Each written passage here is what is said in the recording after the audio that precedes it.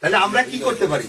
আমরা যদি এই 2000 টাকা থেকে 4 ভাগের 1 ভাগ টাকা নেতা কর্মীর জন্য রাখি 500 টাকা, তাহলে আপনারা তাহলে ওই 10 জনে তখন কি 50 টাকা করে কম পাবেন।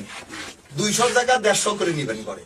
ওই 150 করে যে ঘরে নিয়ে যাবেন আর 50 টাকা করে যে দিয়ে দিলেন, তাতে কিন্তু আপনার সবাই যখন ওই পয়সাটা 2 টাকা 5 টাকা একটা চকলেট পাবে, একটা চুইং গাম পাবে, তখন কিন্তু তাদের একটা মনে কিন্তু একটা আনন্দ থাকবে যে শালার ওই 2000 টাকা তো আমার দলের জন্য 500 টাকা শালার দিচ্ছে। তাহলে কিন্তু খুশি হবে নেতা কর্মী, তখন আল্লাহও খুশি হবে। আর এই যে আপনি যে 150 টাকা ঘরে নিয়ে গেলেন, ওইটার কিন্তু একটা শান্তিও থাকবে আলাদা, তখন আর ওইটাকে অভিশাপ দিবেন। আমি কি কথাটা বোঝাতে পারছি আপনাদের?